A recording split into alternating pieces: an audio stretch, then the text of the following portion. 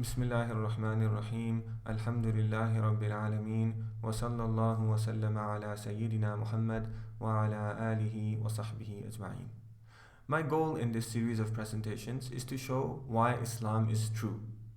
I'm doing this by taking the statement Islam is true as a claim in which the word Islam refers to the large claim that God created the universe, put us in it for a great purpose, and sent us messengers to tell us our purpose so that we might gain eternal happiness in our life after death. I'm proceeding in this series of presentations by breaking this large claim into a series of subclaims, beginning with the most important subclaim, namely the claim that God exists. In the second presentation, I demonstrated that God exists, arguing that the contingency of the universe is evidence for the existence of a necessary being. In the next presentation, I explained that necessary existence is the most important distinguishing characteristic that sets the concept of God, that sets God himself apart from everything else. And I explained that what it means for God to be a necessary being is that he needs nothing and everything else needs him. I then proceeded to examine a materialist objection to the argument for God's existence, and I explained that objection and responded to it in the previous presentation. In this presentation, I'm going to consider another objection, an objection that is raised by scientists who imagine that science has disproved the existence of God. This objection runs like this. Someone proves that God exists, as I did in the previous three presentations, and the scientists object that people only believed in God in previous times because they couldn't explain the way that natural phenomena happened, and they therefore feared them. They feared the eclipse, the volcano, the earthquake, and they invented the concept of God so that they could pray to him to protect them from these natural phenomena. When science came along, it explained the true causes of these natural phenomena, thereby saving them from their ignorance and fear. Two observations about this objection. The first is that it's what logicians call an ad hominem argument. An ad hominem argument is one that attacks the intelligence of one's opponent without engaging their argument. Theists actually have an argument for the existence of God. I explained one of these arguments in the previous three presentations. This objection does not object to the argument. It doesn't say anything about it. It therefore does not even constitute an objection to the argument. The second thing to note is that it is what logicians call a straw man argument. Not only does it not address the argument, it actually misrepresents the argument. It twists the argument into something foolish in order to make it an easy target for ridicule. Let me illustrate this straw man argument with the example of a solar eclipse. 4,000 years ago, the ancient Chinese, they believed that solar eclipses were caused by sun-eating dragons. There was a dragon somewhere up there that was hungry and it was trying to eat the sun. This, according to the straw man argument, is an example of a supernatural explanation. It's called a supernatural explanation because it explains a natural phenomenon, a solar eclipse in this example, without reference to natural processes. It just thinks up and invents an imaginary dragon. These supernatural explanations, according to the strawman argument, are based on fear. So the ancient Chinese, they were scared that they would lose the sun, and the sun is the source of life, the source of light, the source of warmth. And so they imagined that there was a dragon that was trying to eat up the sun, and then they beat their pots and drums in order to scare away the dragon so that their precious sun would remain unharmed and they would still gain their life, their warmth, and their light from the sun. And it seemed to work every time because they banged their pots and their drums and the dragon went away. Supernatural explanations are based on no evidence. They're not based on any evidence. The dragon is just imagined, and they therefore constitute not knowledge but ignorance. These supernatural explanations, according to those who present, according to the straw man argument, is called superstition.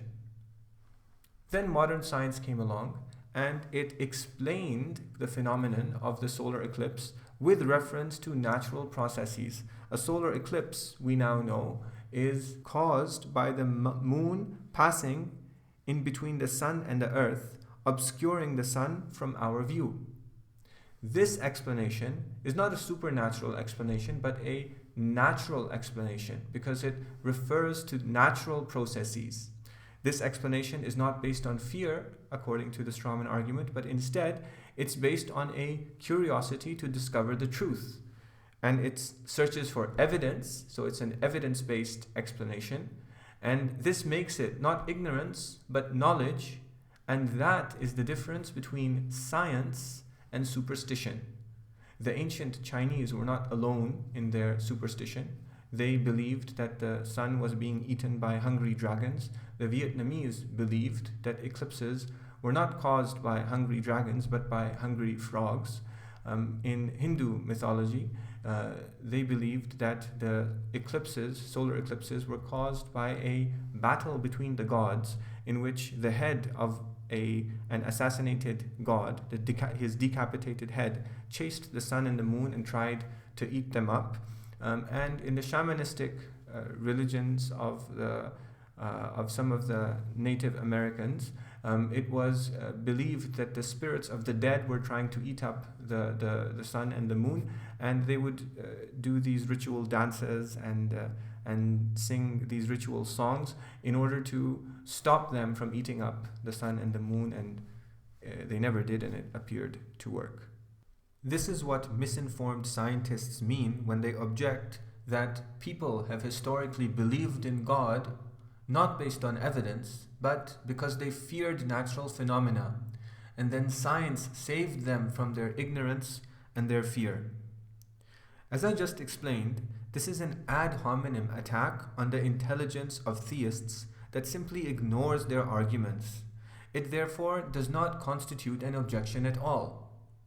Not only is it an ad hominem argument, it also misrepresents the position of theists by making two claims that are false. It claims that people have historically believed in God without evidence, even though, in fact, as I will show shortly, they have historically believed in God based on evidence. And it claims that belief in God conflicts with science, even though, as I will now show, it actually coexists with science. Let's take the first claim, that people have believed in God without evidence. I've explained an argument for God's existence in detail in the second presentation, and then in even more detail in the two presentations that followed it.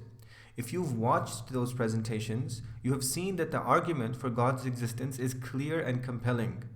But what you might not have realized is that the argument is also simple and straightforward, and actually doesn't need the detailed presentations that I gave.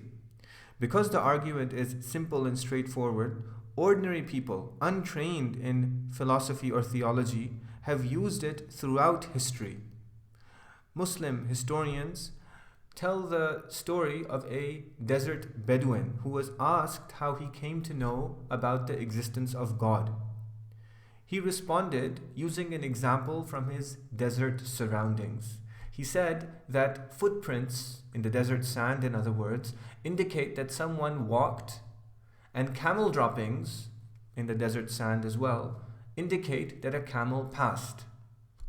Shouldn't then the constellation-filled heaven and the valley-filled earth indicate that they were made by the all-wise and all-knowing Creator? This is a very simple and straightforward presentation of the argument that I explained in the second, third, and fourth presentations. It can be stated simply by saying that the universe is an effect. This is what theologians and philosophers mean when they say that the universe is contingent. The universe is an effect, and since it's an effect, it needs something other than it to make it be the case.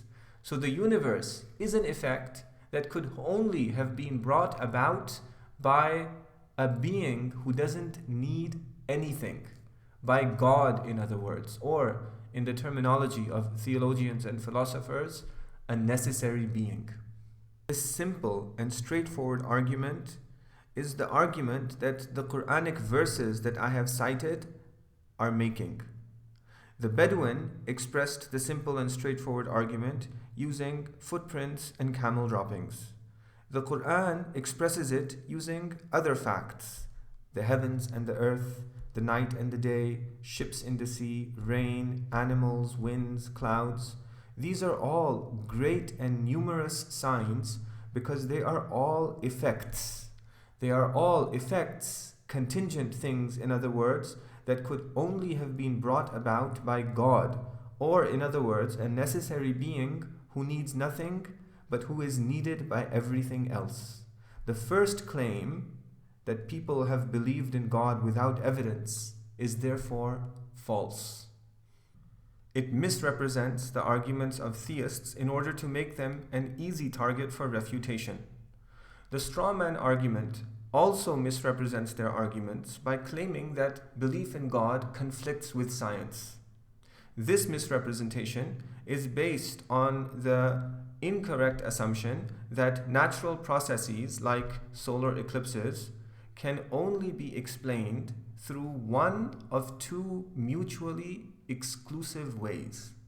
The first of these mutually exclusive ways is by reference to divine action. Scientists who construct this straw man argument derogatively refer to this kind of explanation as a supernatural explanation, and then negatively associate it with fairy tales of hungry dragons, frogs, divine beings whose heads have been cut off, and powerful spirits. The second way in which we can explain natural phenomena, this strawman argument goes, is with reference to natural processes. And so the second way in which we could explain the solar eclipse, for example, is with reference to the motion of the earth around the sun and the moon around the earth. Scientists positively call this kind of explanation, this evidence-based explanation, a natural explanation. Now, there are two things that are wrong with what I just presented. The first is that God is not a fairy tale. Whereas hungry dragons, frogs, divine beings, and spirits that chase after the sun and try to eat it up are not based on any evidence at all, belief in God is based on evidence.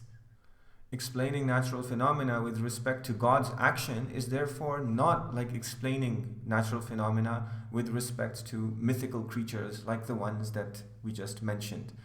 The second thing that's wrong with what I just presented is that the either-or dilemma between explaining natural phenomena with reference to divine action and between explaining them with respect to natural processes is a false dilemma, because natural phenomena can be explained with reference to both at the same time without there being any conflict whatsoever. For example, the verse from the Quran that I have cited frequently since the second presentation in this series, it describes God as being the one who sends down the rain. And it describes God as the one who brings forth vegetation from the earth after the rain falls. But it says that God brings forth the vegetation through the rain. This means that even though God is governing the universe and running everything, He establishes a relation between rain and the growth of vegetation. And this relation we can discern through empirical reasoning, and we can equally explain the sprouting forth of vegetation with reference to the rain or with reference to God. Similarly, God is the one who moves the winds and changes their direction, and God is the one who makes the clouds swirl, but because He runs the universe in a coherent and regular way, there is a relation between the changing of the winds and the swirling of the clouds, because of which we can equally say that it's the winds that swirl the clouds.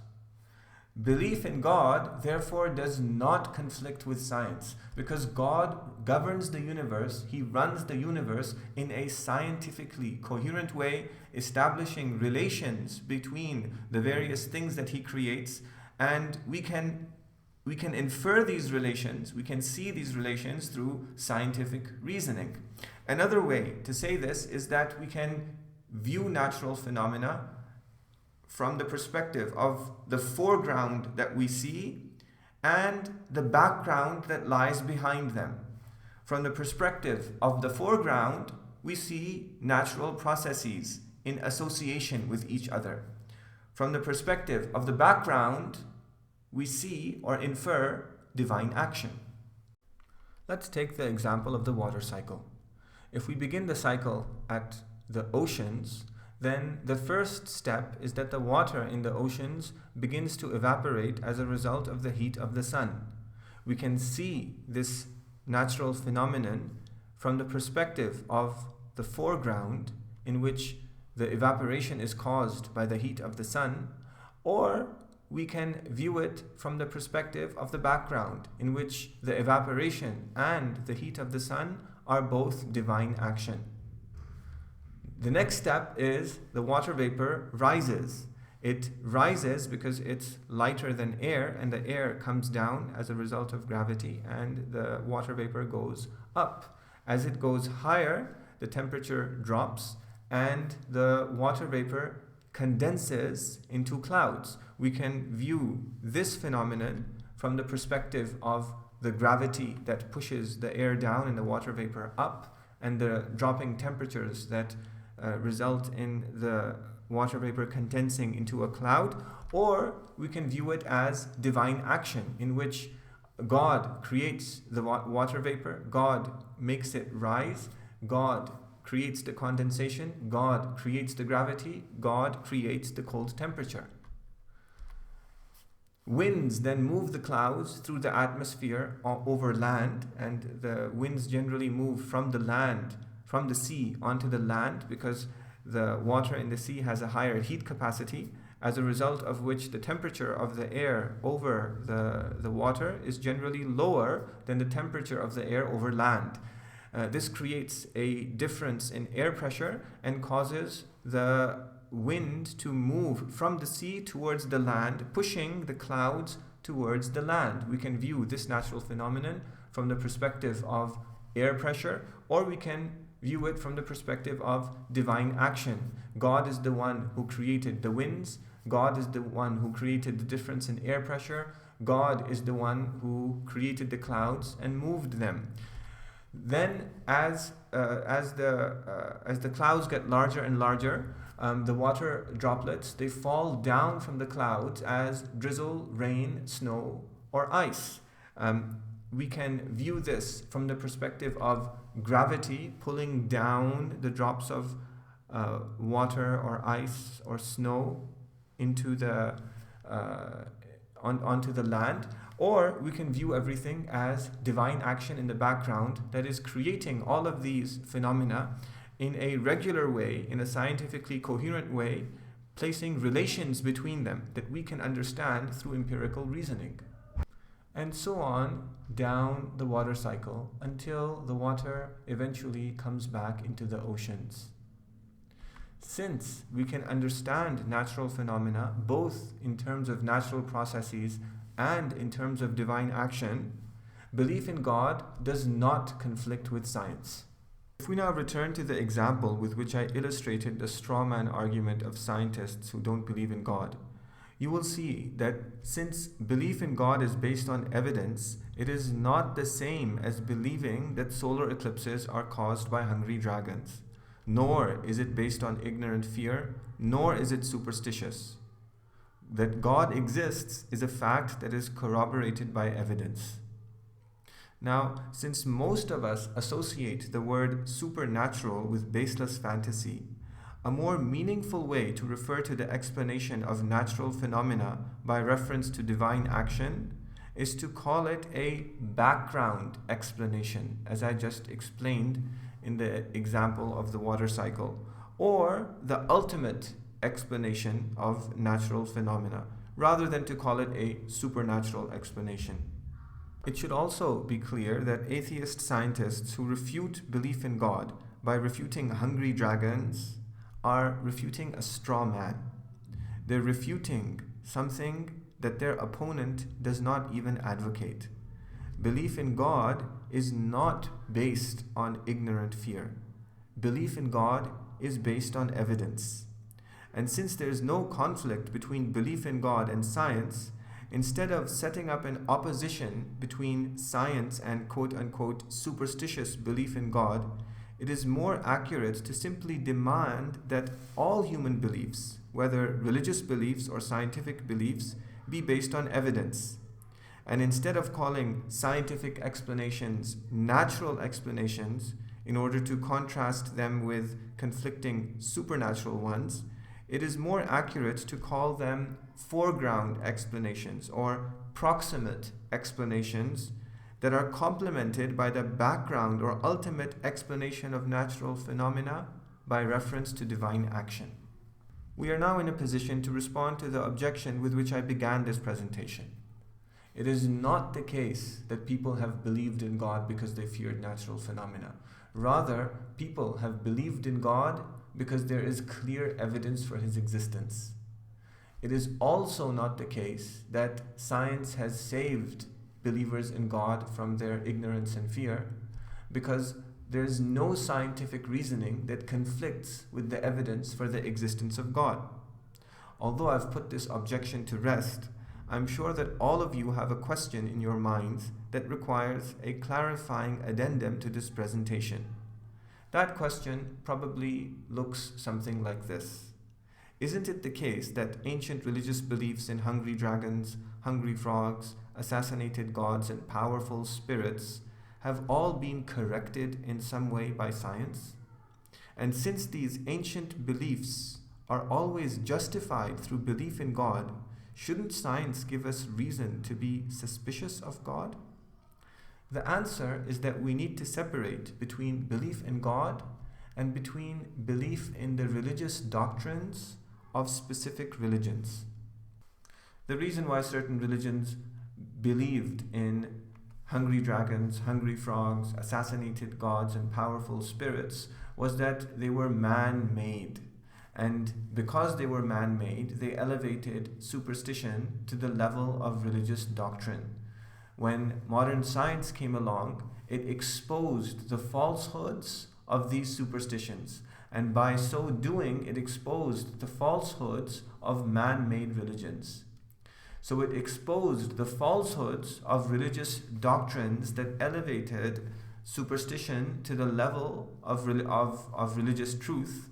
However, it didn't expose the falsehood of belief in God, because belief in the existence of God, a necessary being who sustains the universe and brings it into being, is different than belief in man-made addendums to this, to the existence of this being whose existence we know by evidence. Islam is not a man-made religion. Once, during the end of the Prophet's career, sallallahu alaihi wasallam, when his son died in infancy, the sun eclipsed.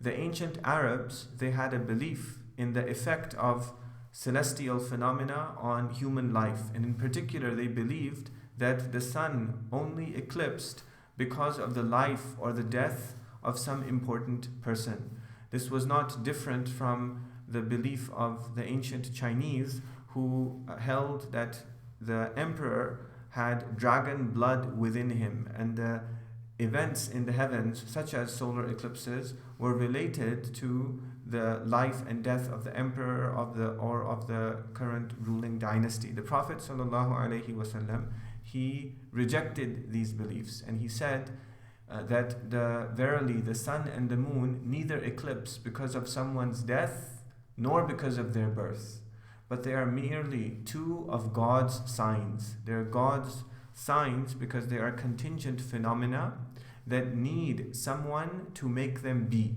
So he said, when you see them, then pray. We're going to talk about prayer in presentation number 13 when we'll talk about worshipping the one God. But for now, what I want to focus on is that the Prophet ﷺ could have elevated his own importance and the importance of his son by claiming that the eclipse of the sun showed the importance of the death of his son. But he didn't. He said that that's not the case. And this is because Islam is not a man-made religion. There are many other signs and indicators and proofs, in fact, that Islam is not a man-made religion, and that's what this entire series is about. But if we return now to the focus of this presentation, namely God and science, I want to tell you to stay tuned because there will be several future presentations in which, God willing, I'll show that whereas modern science has exposed the falsehoods of man-made religions, it's actually corroborated the truth of Islam. وصلى الله على سيدنا محمد وعلى آله وصحبه وسلم. لا إله إلا الله محمد رسول الله